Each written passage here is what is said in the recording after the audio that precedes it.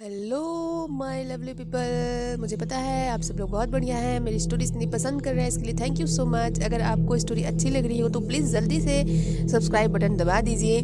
Story पसंद आए तो शेयर कीजिए, दिल से सपोर्ट कीजिए यार, थैंक यू सो मच। चलिए आज की कहानी स्टार्ट करते हैं। तो आज की कहानी है भूतिया खंडहर। यह बात उन दिनों की है जब मैं कॉलेज में था। कॉलेज की ओर से हम सभी कैंप करने के लिए एक जंगल में गए थे। उन दिनों हल्की ठंड थी। हम सब ने पूरी रात कैंप फायर के साथ डांस करने और गाना आदि का प्रोग्राम तय किया। मुझे और मेरे सभी साथियों को कैंप आग जलाने के लिए लकड़ियां लाने का काम सौंपा गया। हम सब साथ निकल गए, लेकिन मैं जंगल के प्राकृतिक सौंदर्य में भटकता हुआ अकेले ही बहुत दूर निकल गया था। अचानक आसमान बादलों से भर गया और भारी गर्जना के साथ बारिश होने लगी। बारिश तेज होने लगी तो मैंने पेड़ के नीचे खड़ा रहना सही नहीं समझा और आसपास किसी घर की तलाश करने लगा। तभी कुछ दूर लाल ईंटों से बना एक शानदार घर दिखाई दिया। घर बारिश से पूरी धुल चुका था। ऐसा लग रहा था जैसे उस घर में ढेर सारे लोग रहते हैं। मैं तेजी से भागता हुआ उस बिल्डिंग में घुस गया और सामने से आती हुई एक खूबसूरत नर्स से टकराते टकराते बचा। नर्स ने मुझे घूर कर देखते हुए कहा, बहुत ज्यादा भीग गए हो, सर्दी लग जाएगी। उधर बाईं तरफ एक स्टोर रूम है, वहाँ जो भी मिले उसे कहना सिस्टर जूलिया ने सूखे और साफ कपड़े मुझे देने को कहा है, वह तुम्हें कपड़े दे देगा। मैं हक्का बक्का मुंह फाड़े सिस्टर जूलिया को देखता रहा। मुझे समझ नहीं आया कि मैं क्या करूं। मेरी स्थिति देखकर सिस्टर जूलिया खिलखिला कर हंस पड़ी और बोली, पहले तो तुम अपना मुंह बंद करो वरना मुंह में मच्छर घुस जाएंगे, और अब जाकर जैसा कहा है वैसा करो। मैंने हल्का से हाँ कहा। हाँ में सर हिलाया और सिस्टर जूलिया की बताई दिशा में जाने को मुड़ गया। अभी कुछ 10 कदम ही चला था कि किसी ने मेरे कंधे पर हाथ रखा। मैं चौंक कर पीछे मुड़ा और मेरे सामने आर्मी की वर्दी में मुस्कुराता हुआ एक युवक खड़ा था। मेरा आश्चर्यचकित चेहरा देखकर उस युवक को हंसी आ गई। उसने हंसते हुए स्वर में धीमे से कहा, मैं कैप्टन विनोद, यह हमारे देश की आर्मी का हॉस्पिटल है। कैप्टन विनोद की बातें सुनकर मैं आश्वस्त हो गया। मैं धीरे धीरे सामान्य हो गया। मैंने कैप्टन विनोद की सिस्टर जूलिया की कही बातें बताई। मेरी बात सुनकर कैप्टन विनोद के चेहरे पर रहस्यमयी मुस्कान आ गई। कैप्टन विनोद बोले, तुम सिस्टर जूलिया से भी मिल चुके? जी, क्या मतलब है आपका? कुछ नहीं, चलो मैं तुम्हें सूखे कपड़े देता हूँ, तुम कपड़े चेंज कर लो, नहीं तो सच में सर्दी लग जाएगी। मैं कैप्टन विनोद के पीछे पीछे एक बड़े से कमरे में पहुंचा। कमरे के चारों ओर हरे रंग के पर्दे लगे हुए थे। एक तरफ बड़ा सा बेड पड़ा हुआ था। बेड के सामने एक सोफा था। बीच में एक टेबल था जिस पर 2 ग्लास, एक बड़ी बोतल ब्रांडी की और 1-2 पत्रिकाएं पड़ी हुई थीं। कमरे के एक कोने में बड़ी सी अलमारी थी जिसमें से कैप्टन विनोद ने मेरे लिए आसमानी रंग का कुर्ता पैजामा निकालकर मुझे दिया और कमरे में लगे बाथरूम की तरफ इशारा किया। मैं बाथरूम से कपड़े बदलकर जैसे ही निकलने लगा, मेरी नजर बाथरूम की एक दीवार पर पड़ी। वहाँ खून के छींटों से भरी हुई थी।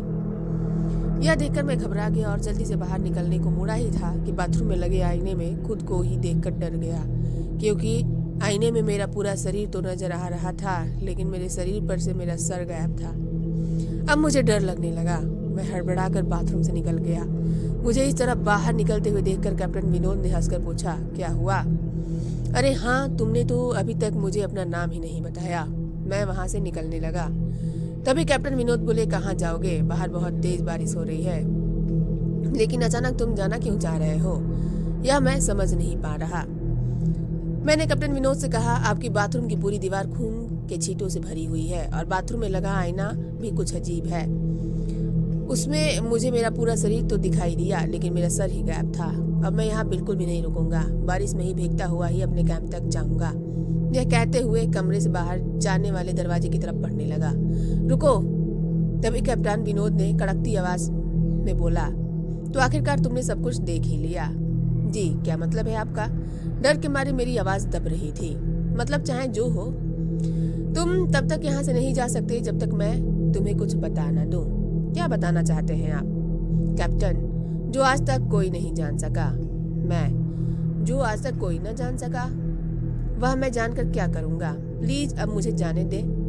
मैं डर से रुआसा हो गया। कैप्टन, नहीं, बिल्कुल भी नहीं, तुम्हें मुझसे डरने की जरूरत नहीं है। सैनिक सबकी रक्षा करते हैं, मैं भी तुम्हारी रक्षा ही कर रहा हूँ। कैप्टन विनोद के स्वर में कोमलता थी। आओ मेरे साथ इस सोफे पर बैठ जाओ, मैं तुम्हें कहानी सुनाता हूँ। पूरी कहानी सुनाते ही मैं तुम्हें खुद तुम्हारे कैंप तक जीप से छोड़ कर आऊंगा। तुम अपने कॉलेज कैंप से बहुत दूर आ गए हो, वहां तक अब तुम चलते हुए नहीं जा पाओगे। कैप्टन के स्वर में न जाने कैसी आश्वस्ति थी। मैं जाकर उनके बगल में सोफे पर बैठ गया। कैप्टन विनोद कहने लगे, दुश्मनों ने धोखे से हमारे अस्पताल को अपना निशाना बनाया। दुश्मन देश के 2 सैनिक हमारे सैनिक की वर्दी में हमारे एक घायल सैनिक को लेकर आए। वह घायल था और हमारे देश की सेना ने उसे बहुत ढूंढा लेकिन नहीं मिला। दुश्मनों ने साजिश की तहत से उसे घायल होते ही घुसपैठियों ने कहीं छुपा दिया था। अचानक से अपने खोए सैनिक को अपने हॉस्पिटल में देख कर सभी खुश हो गए और बिना अधिक जांच पड़ताल किए हॉस्पिटल के गेस्ट रूम में घायल को लेकर आने वाले वेशधारियों को ठहरने की इजाजत दे दी। तभी उस सैनिक का इलाज ही चल रहा था कि जोरू का ब्लास्ट हुआ और एक ही पल में पूरा हॉस्पिटल एक पल में खंडहर बन गया। मैंने बोला, लेकिन हॉस्पिटल में तो आज भी अपनी शानदार स्थिति में है। मेरी बात को अनसुना कर कैप्टन विनोद ने अपनी बात जारी रखी। कोई नहीं बचा उस ब्लास्ट में। दीवार पर पड़े खून के छींटे भी उस ब्लास्ट में मारे हॉस्पिटल के कर्मचारियों के हैं। मैंने फिर कहा, हाँ, पर यह हॉस्पिटल तो मुझे खंडहर नहीं दिख रहा। जवाब में कैप्टन विनोद के चेहरे पर आसमाई मुस्कान फैल गई और उनका चेहरा अजीब से भाव से भर गया। मैंने उनके चेहरे को देखकर अंदर तक दहल गया। फिर भी मैंने हिम्मत करके पूछा, आप ब्लास्ट में बच कैसे गए? मेरी बात सुनते ही कैप्टन ठहाका लगाकर हंस पड़े और मुझ पर एक भरपूर नजर डालते हुए कहा, यह कहानी आज से मात्र 10 साल पहले की है। मैं तो आज से 50 साल पहले ही मर चुका हूँ। इसके आगे उन्होंने क्या कहा मुझे कुछ नहीं मालूम। मुझे अपने चेहरे पर गीलेपन का एहसास हुआ तो मैं जैसे नींद से जागा। मेरे सभी सहपाठी और टीचर मेरे चारों तरफ खड़े थे। जैसे ही मैंने आँख खुली मैंने सर से कहा, मेरे सर ने कहा, शुक्र है तुम होश में आ गए। मैंने बोला, तो क्या मैं बेहोश था? टीचर, हाँ, तुम जंगल में न जाने कहाँ भटक गए थे। जब सभी वापस लौट आए तो तुम नहीं आए। हम सभी मिलकर तुम्हें ढूंढने निकल गए। बहुत दूर जाने के बाद हमें एक जीप आती दिखाई दी जिसमें एक आर्मी ऑफिसर तुम्हें पीछे की सीट पर सुलाए हुए हमारे कैंप को ढूंढते हुए आ रहे थे। उन्होंने हम सबको अपनी जीप पर बिठाया और कैंप तक छोड़कर वापस गए। हमने उन्हें रोकने की बहुत कोशिश की लेकिन वे यह कहते हुए चले गए कि अभी नहीं रुक सकता, एक जरूरी काम है। जब हमने उनको तुम्हारे बेहोश होने और उन तक तुम्हारे पहुंचने के बारे में पूछा तो बोले, सोमेश की सारी बात बताएगा और जो भी बताएगा वह एक एक अक्षर सच होगा। सब उत्सुकता से मेरी ओर देखने लगे। मैंने धीमे स्वर में पूछा, क्या उनका नाम कैप्टन विनोद था? सर ने हाँ में सर हिलाया।